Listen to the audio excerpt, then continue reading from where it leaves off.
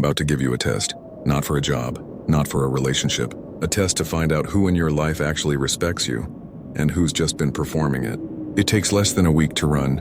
Most people will fail it, and once you know how it works, you will never be able to unknow it. Stick around because by the end of this video, you'll already have someone in mind. Before I show you exactly how it works, I want you to do something. Comment the word tested if you've ever walked away from a conversation feeling smaller than when you walked in. Just that one word.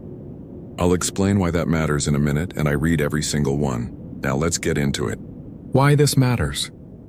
Most people confuse three things: politeness, fear, and respect. They look similar on the surface, but they come from completely different places. Politeness is a social reflex. Fear is submission wearing a smile.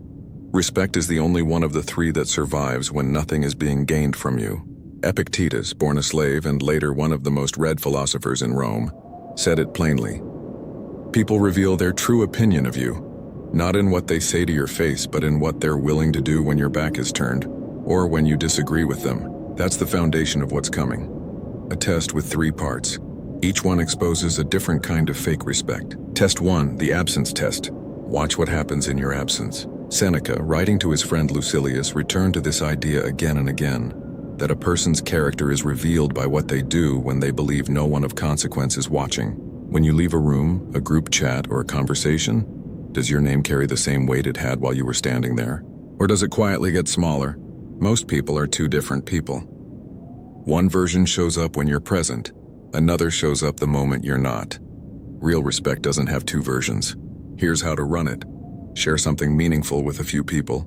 A goal, a struggle, a plan. Over the next few weeks, notice how it gets talked about when you're not around. Does it get raised with real interest? Mocked? Or does it just disappear like it was never worth remembering? That's your first data point. Not what they say to you. What survives without you in the room. Quick pause.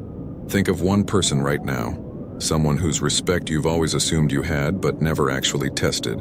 Type their initials in the comments, not their full name. You'll know who you meant. I'll come back to this at the end because initials tell me something interesting about who most of you are secretly unsure about. Now test 2, the disagreement test. Disagree with someone calmly and watch what happens to the temperature in the room. Socrates built his entire method on this. He questioned people until their position fell apart in public in the middle of Athens. Some of his students loved him for it. Some of Athens' most powerful men hated him for the exact same reason. Enough that it eventually cost him his life. That split is the point. People who genuinely respected him could tolerate being wrong in front of him. People who only respected his usefulness could not. So try it.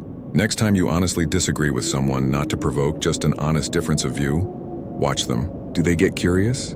Or do they get defensive, dismissive, suddenly very aware of their own status? Marcus Aurelius wrote, in journal entries never meant for anyone else to read, that he'd gladly change his mind if someone showed him he was wrong, because he was after truth, not a win. That's a man secure enough that disagreement didn't threaten him. People who respect you let you disagree and stay warm toward you anyway. People who don't respect you treat disagreement like betrayal. Test 3, the cost test. The last test is the most revealing because it's rooted in a core Stoic idea. Value is proven through cost, not words. Watch what someone is willing to give up for you: time, comfort, convenience, when there's nothing in it for them and no one watching to be impressed.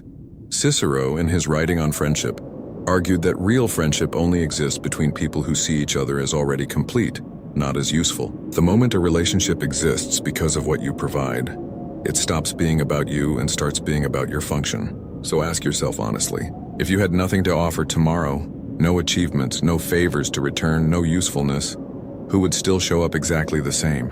That's not a depressing question. It's a clarifying one. What to do with this? Here's what most people get wrong. They think the goal is to cut off everyone who fails. It isn't. Epictetus was clear that other people's respect for you is outside your control. What's up to you is your response. If someone fails these tests, you don't need to declare war. You simply stop giving full trust and full investment to someone who's shown you through their actions that it isn't reciprocated. And if someone passes all 3, that's rare. Protect it. The Stoics didn't measure a good life by how many people surrounded them. They measured it by how few of those people were wasting their time. Go back to the initials you typed earlier. Your homework this week: run one test, just one, on that person. Absence, disagreement, or cost, whichever fits your situation. Then come back and comment what you found. Not their name, just what you learned. Marcus Aurelius ruled an empire and still couldn't be sure who genuinely respected him. You don't have an empire, but you have these 3 tests. Use them. Follow for more of this. Next time, the Stoic method for knowing when to walk away from someone even if you still love them. Comment ready if you're running the test this week.